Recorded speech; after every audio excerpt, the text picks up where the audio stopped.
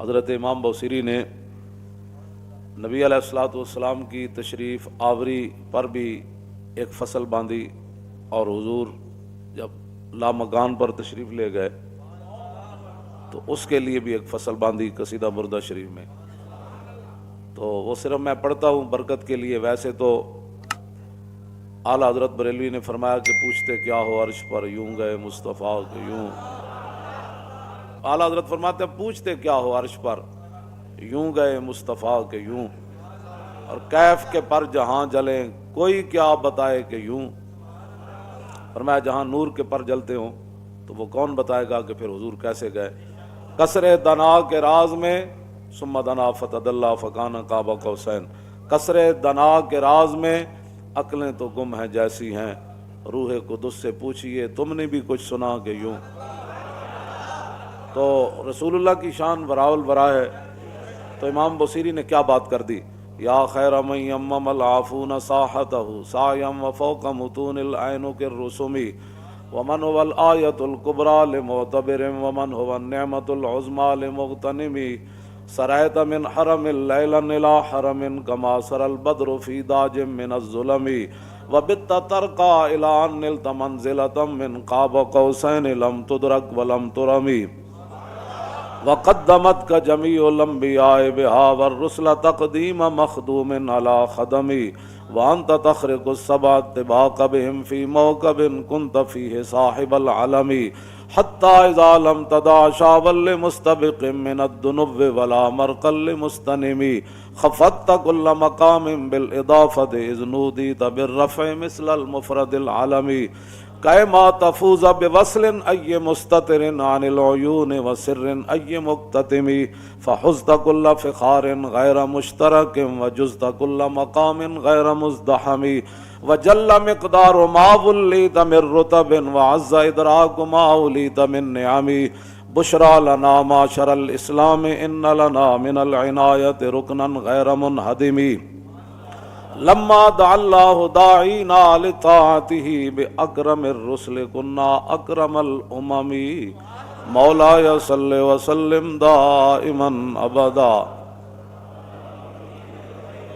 امام بوصیری فرماتے ہیں رسول اللہ جہاں تک گئے نا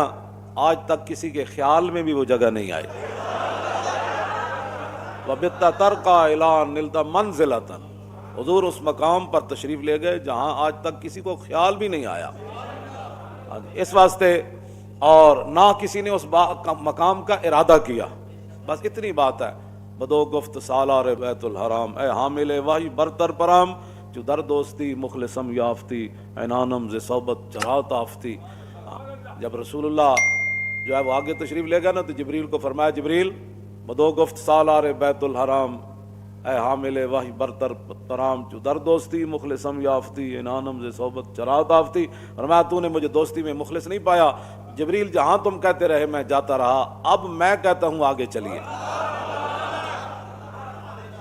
اگر یکسر منہ برتر پرم فروغ تجلا بسوزت پرم، بس اتنی بات عرض کی حضور آپ فرماتے ہیں میں آگے چلوں، میں تو ایک بال برابر بھی آگے ہوا تو میں تو جل جاؤں گا، تو پھر حضور کہاں تشریف لے گئے؟ اے مولویاں پھر جھگڑے کتوں کٹے نور بشر دے، ہاں جی نور تو پھر رک گئے، پھر آگے کون گئے؟ اس لیے حضور نے فرمایا کہ میری حقیقت میرے رب کے سوا پھر کوئی نہیں جانتا، بس اتنی بات ہے اور کوئی مسئلہ نہیں ہے۔ جتنا بھی کوئی حضور کا مقام مرتبہ بیان کرے گا اپنے خیال کے مطابق، حالانکہ حضور کی شان اس سے آگے ہے۔ داتا صاحب کشف المعجوب میں لکھتے ہیں بات تو یہ ہے احسان مندی کی، فرمایا کہ جس مقام پر رسول اللہ تشریف لے گئے تھے معراج والی رات، اگر گناہگار امت کا خیال نہ ہوتا تو حضور نے واپس نہیں آنا تھا۔ اس واسطے رسول اللہ کی شان وراء الورا ہے، اور ہمارے بزرگوں نے وہ باتیں بیان کی ہیں جو جن کا میں نے ترجمہ بھی ابھی نہیں کیا، تو آپ ویسے سبحان اللہ کر رہے ہیں، اگر ترجمہ ہو جائے تو حضور کی شان وراء الورا ہے، صرف جہاں بھی بیٹھے حضور کی شانیں بیان کریں۔ دین کی ترجمانی کے لیے بھی تو اندر کوئی دم خم چاہیے نا، اس کی ترجمانی کے لیے بھی تو پھر امام احمد رضا ہونا چاہیے نا، یا امام ربانی ہونے چاہیے، ہاں جی، جو قلعہ گوالیار میں بھی جا کر اذان دے دیں، اور جب رسول اللہ کے بارے میں لفظ یتیم آ جائے تو امام احمد رضا کا قلم جو ہے وہ اپنے آپ سے باہر ہو جائے۔ کہ بندے حضور کے بارے میں حضور کو یتیم کہہ دیا تو اعلیٰ حضرت نے فرمایا اس کو پتہ نہیں تھا مولوی کو، اس نے کیا تقریر کی، حضور اقدس قاسم النعم مالک الارض رکاب موتی منعم قسم قیم ولی والی علی عالی کاشف القرب رافع الرتب معین کافی حفیظ وافی شفیع شافی عافی غفور جمیل عزیز جلیل وہاب غنی کریم عزیز خلیفہ مطلق حضرت رب مالک الناس دیان العرب ولی الفضل جلی الافضال رفیع المثل ممتنع الامثال صلی اللہ تعالی علیہ وسلم۔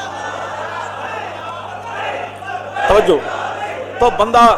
رسول اللہ کی شان جو بیان کرنی ہے تو پھر اس انداز سے پہلے بندہ علم پڑھے،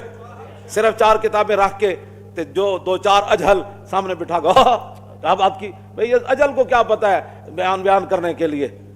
وہ تو ایک مولوی نے بھی اعلیٰ حضرت کے دور کے اندر بیان کر دی کہ رسول اللہ نے حضرت نجاشی کی نماز پڑھی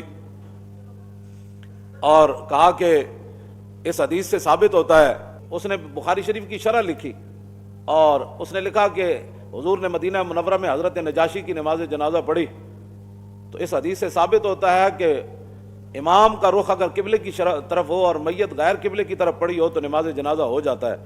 اعلیٰ حضرت نے فرمایا اس جاہل کو یہ بھی نہیں پتا کہ مدینہ منورہ سے حبشہ جو ہے وہ قبلہ کی جانب ہے، حبشے کی طرف، ہاں جی،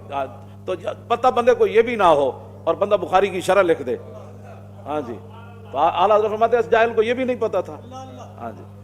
تو لوگ ہمارے اس طرح کے آج کل بڑے بڑے جناب حضور نے فرمایا نا یکون فی آخر الزمان دجالون کذابون یاتونکم من الاحادیث ما لم تسمعوا انتم ولا آباؤکم فایاکم وایاہم لا یضلونکم ولا یفتنونکم۔ حضور نے فرمایا ایک وقت آئے گا آخری زمانے میں بڑے بڑے فریبیے پیدا ہوں گے۔ بھائی جن مسائل کے اندر امت خاموش ہے، جو ہمارے بزرگ مسائل حل کر چکے ہیں، کن کے کہنے پر تم نئے نئے مسائل کھڑے کر رہے ہو؟ اس وقت ان مسائل کا وقت ہے، اس وقت تو مسائل کا وقت یہ ہے کہ برما میں کیا ہوا اور دہلی کی جامع مسجد کے امام صاحب کی آنکھیں نکال دی گئی۔